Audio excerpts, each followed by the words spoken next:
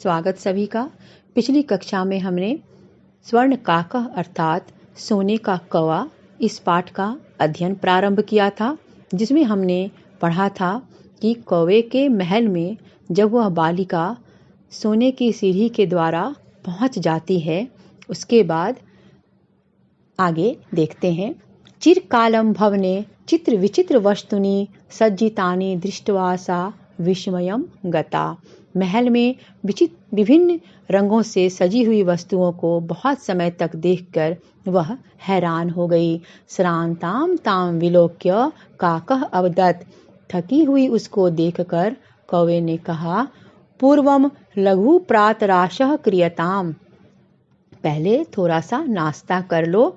वद त्वं स्वर्ण स्थाल्यां भोजनम करिष्यसि, कि तुम सोने के थाली में भोजन करोगी, किम वा रजत स्थाल्यां उत ताम्र स्थाल्यां, या चांदी के थाली में अथवा तांबे की थाली में।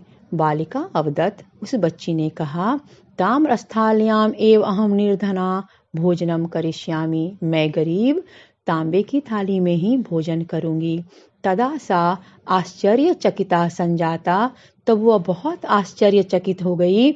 यदा स्वर्ण काकेन स्वर्ण स्थाल्यां भोजनम परिवेशितम, जब उस सोने के कौवे ने उसको सोने के थाली में भोजन परोसा। नो एतादृशं स्वादुं भोजनम अद्यावधि बालिका खादितवती। आज तक इतना स्वादिष्ट भोजन उस बालिका ने नहीं खाया था। काकः अवदत्, कौवे ने कहा, बालिका अहम इच्छामि यत् सर्वदा अत्रैव तिष्ठ। मैं तो चाहता हूँ कि तुम हमेशा यहीं रहो, पर तव माता तु एकाकिनी वर्तते। तुम्हारी माँ तो अकेली है। अतः त्वं शीघ्रम एव स्वगृहं गच्छ। इसलिए तुम जल्दी से अपने घर जाओ। इति उक्त्वा काकः कक्ष अभ्यंतरात् त्रिस्रः मंजूषाः निश्चार्य ताम प्रति अवदत्। यह कहकर कौवा ने अपने एक कमरे से 3 संदूक निकालकर उसको कहा, बालिके यथेच्छ गृहान मंजूषाम एकाम। इच्छानुसार एक संदूक ले लो। लघुतमां मंजूषां प्रगृह्य, सबसे छोटे संदूक को लेकर बालिकया कथितम, उस बालिका ने कहा, यत एव मदीय तंडुलानाम मूल्यम। यही मेरे चावलों का मूल्य है। गृहम आगत्य, घर आकर, तया मंजूषा समुद्घाटिता, उसने उस संदूक को खोला। तस्याम महाअर्हानि निहीरकानि विलोक्य सा प्रहर्षिता। उसमें बहुमूल्य हीरों को देखकर वह बहुत खुश हुई। तद्दिनात् धनिका च संजाता, और उस दिन से वह बहुत ही धनी बन गई। तस्मिन्नेव ग्रामे एका अपरा लुब्धा वृद्धा न्यवसत्। उसी गांव में एक लालची वृद्ध स्त्री भी रहती थी। तस्यापि एका पुत्री आसीत्, उसकी भी एक पुत्री थी। ईर्ष्यया सा तस्य स्वर्ण काकस्य रहस्यम ज्ञातवती। ईर्ष्या के कारण उसने सोने के कौवे का रहस्य जान लिया। सूर्य आतपे तंडुलान निक्षिप्य तया अपि स्वसुता रक्षार्थम नियुक्ता।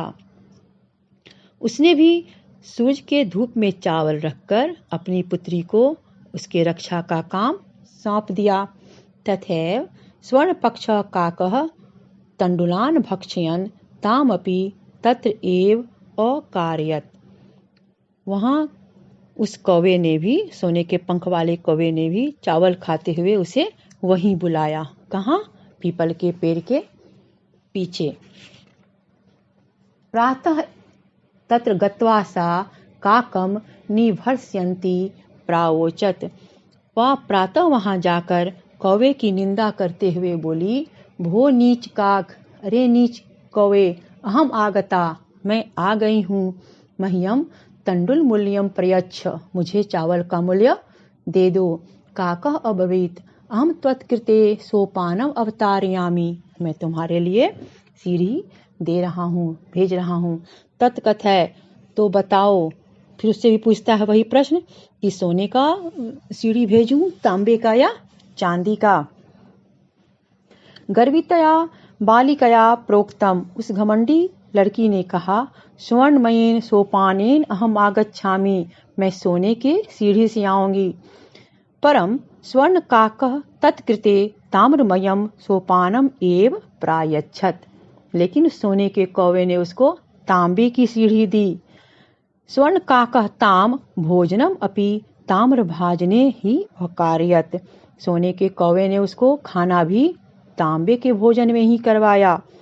प्रतिनिवृत्ति काले लौटते समय स्वर्णकाकेन सोने के कौवे के द्वारा कक्ष अभ्यंतरात तिस्रः मंजूषाः तत्पुरः सम उत्क्षिप्ता। उसने उसके लिए भी 3 संदूक उसके सामने रख दी। लोभाविष्टा सा बृहत्तमां मंजूषा सा गृहीतवती। लोभी उस लड़की ने सबसे बड़ी पेटी, सबसे बड़ी वह संदूक ले ली। गृहम आगत्य सा हर्षिता यावत मंजूषाम उद्घाटयति। घर आकर खुश होकर उसने जैसे ही उस संदूक को, मंजूषा को खोला, तावत तस्याम भीषणः कृष्णः सर्पः विलोकितः। उसने उसमें एक भयंकर काले सांप को देखा। लुब्धया बालिकया लोभस्य फलम प्राप्तम। उस लालची लड़की को लालच का फल मिल गया। तदंतरम सा लोभम परित्यजत। उस दिन से उसने लोभ का परित्याग कर दिया। इस प्रकार हमने देखा कि अगर हम लालच करते हैं तो हमारे पास अच्छी वस्तुओं की प्राप्ति नहीं ही होती है, लेकिन अगर हम सही रास्ते चलते हैं, संतोष के साथ रहते हैं, तो हमें हमारे मेहनत का फल भी मिलता है और हम सही रास्ते पर चलने के कारण लोभ के दुष्परिणाम से बचते भी।